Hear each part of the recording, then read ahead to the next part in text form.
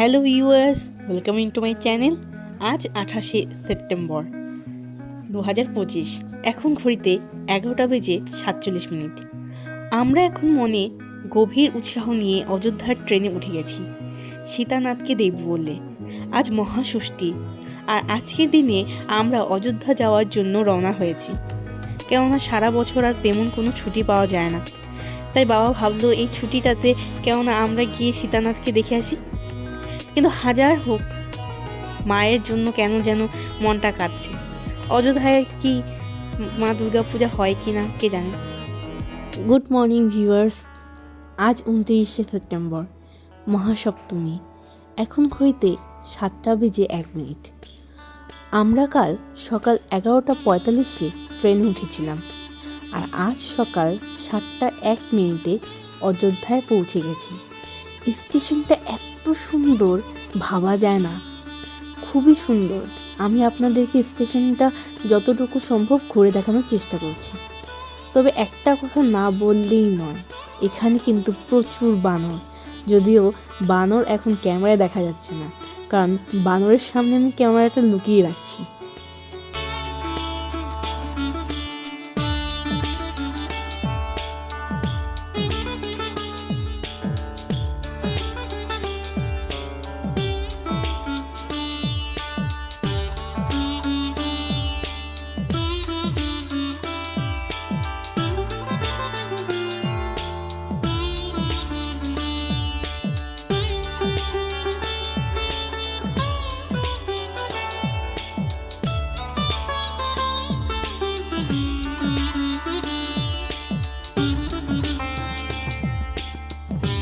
আমরা এখন স্টেশন থেকে বেরিয়ে এসেছি।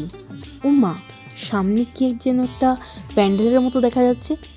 চলুন তো এগিয়ে গিয়ে দেখি ওখানে কি হচ্ছে। আরে এ কি দেখি, এখানে তো মা দুর্গা পূজা হচ্ছে, তাও আবার স্টেশনের বাইরেই। সত্যি কাল থেকে আমি শুধু মায়ের কথাই ভেবে যাচ্ছিলাম। সেই শ্রীভূমিতে যাওয়া, মাকে দেখা, রাত জেগে প্যান্ডেলে গিয়ে ঘোরা, এসব কিছু খুব মিস করছিলাম। কিন্তু এখন মাকে দেখে মনটা যেন শান্তি হয়ে গেল।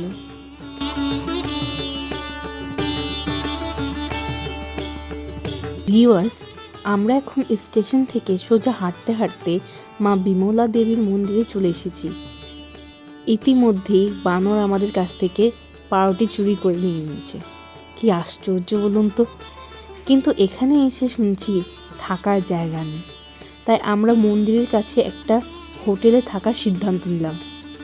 এই হোটেলের নামটি খুব সুন্দর, জানেন কি? রামলীলা প্যালেস। শুনে তো দারুণ লাগলো। হোটেলটিও ছোটোর মধ্যে খুব সুন্দর। আমরা 2টো রুম নিলাম থাকার জন্য।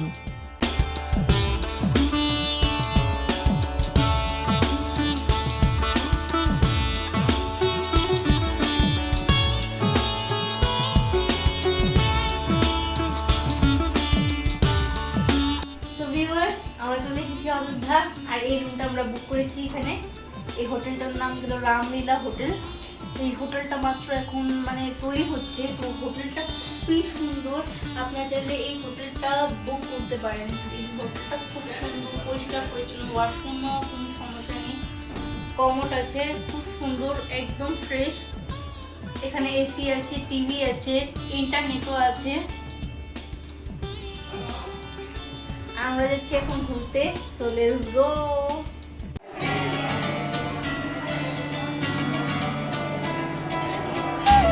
ভিউয়ার্স, এখন আমরা ফ্রেশ হয়ে বেরিয়ে পড়েছি হনুমান গলি দেখার জন্য।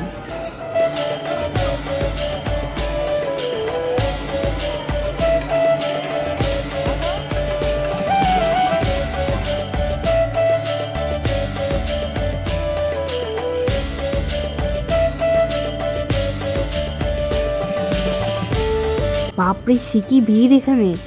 তারপরও যাই হোক, অবশেষে বাবা হনুমানজির দেখা পেয়ে মনটা যেন শান্তি হয়ে গেল।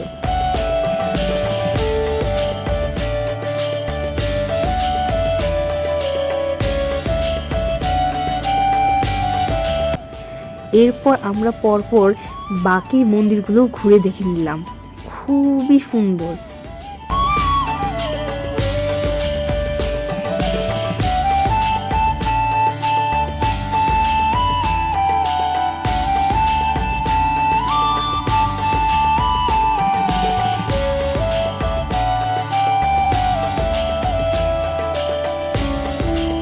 এরপর আমরা বেরিয়ে পড়লাম শ্রীরাম মন্দির দেখার উদ্দেশ্যে।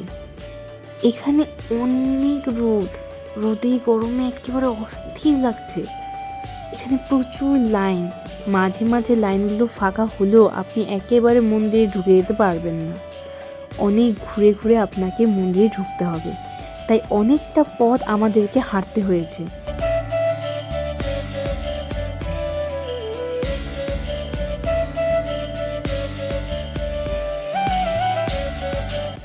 অবশেষে আমরা অনেক কষ্টে প্রভু শ্রী রামচন্দ্রের দেখা পেলাম, অ্যান্ড দেখে জাস্ট অ্যামেজিং, এত সুন্দর। আমি যে কখনো নিজের চোখে দেখতে পাবো আমি ভাবতেও পারছি না, আমার কল্পনারও বাইরে। কিন্তু আপনাদেরকে দর্শন করানো সম্ভব হলো না, কেননা মোবাইল ফোন আর ক্যামেরা বাইরে জমা রাখতে হলো। এতটা পথ হাঁটার পর আমাদের বড্ড ক্লান্তি চলে আসে, তাই আমরা দুপুরের খাবার খেয়ে রেস্ট নিয়ে আবার বেরিয়ে পড়লাম। ঠিক সন্ধ্যার দিকে আমরা একটা গাড়ি ঠিক করলাম কাছাকাছি সব ঘুরে দেখার জন্য। আপনারা মন্দিরের সামনে থেকেই গাড়ি পেয়ে যাবেন, যারা আপনাদেরকে সব কিছু ঘুরে দেখাবে। তবে সত্যি কথা বলতে এখানেও মা দুর্গা পূজার রব আছে, খুব সুন্দর করে পুজোর জন্য রাস্তাঘাট সাজানো হয়েছে। এখানে সবাই আবার নবরাত্রি পালন করছে। আমরা চলে এসেছি সরিও ঘাট। এখানে অলরেডি সন্ধ্যা আরতি শেষ হয়ে গেছে, কারণ আমাদের আসতে একটু দেরি হয়ে গেছে।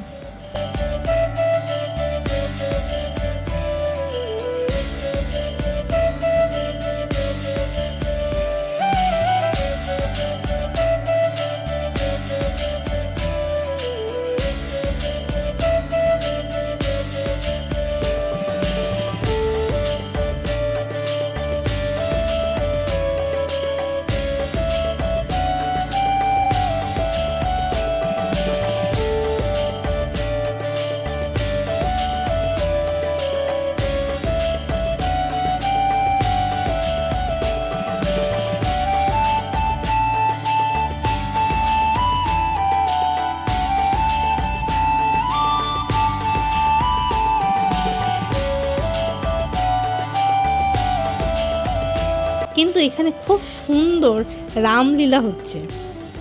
আমরা চলে এসেছি নাগেশ্বর টেম্পল।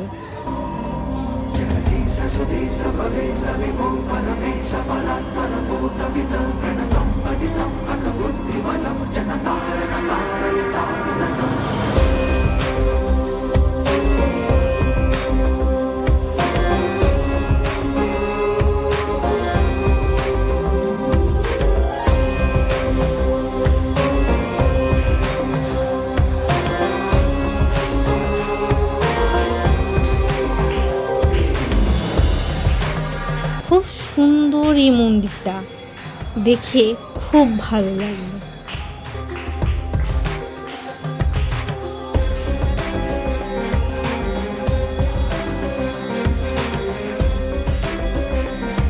মন্দিরের ভেতর খুব সুন্দর বাবার কীর্তন হচ্ছে, সত্যি একদম অপূর্ব, দেখে যেন মন ভরে গেল।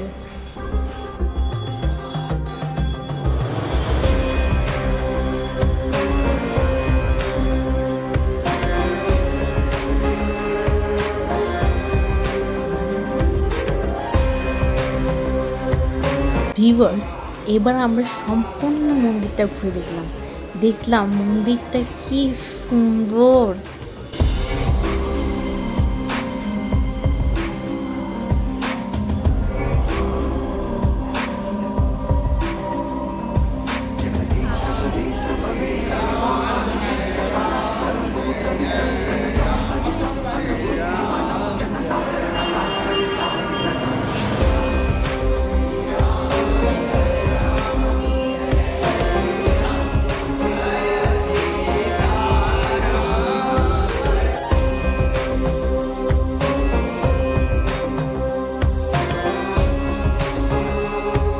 এরপর আমরা সরিও ঘাটটা খুব সুন্দর করে ঘুরে দেখলাম। যদিও দিনের বেলা আসলে আরোই ভালো লাগতো, কিন্তু আমাদের কাছে হাতে বেশি সময় ছিল না বলে আমরা রাতের মধ্যে ঘাটটা দেখে নিলাম।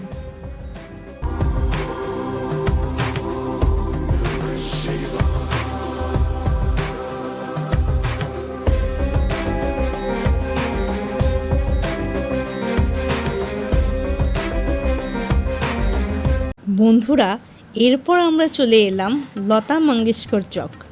28শে সেপ্টেম্বর 2022 সালে এই স্থানটি উদ্বোধন করা হয়। এটি অযোধ্যার নয়াঘাট এলাকায় রামপথ ও ধর্মপথের সংযোগস্থলে অবস্থিত, যেখানে একটি বিশাল 40 ফুটের বীণা স্থাপন করা হয়েছে। এটি রাম মন্দিরের দিকে যাওয়ার পথে পড়ে।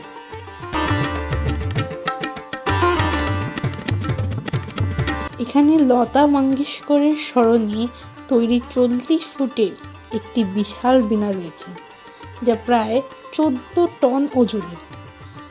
এই চকে 92টি পদ্ম ফুল রয়েছে, যা লতা মঙ্গেশকরের 92 বছরের জীবনের প্রতীক।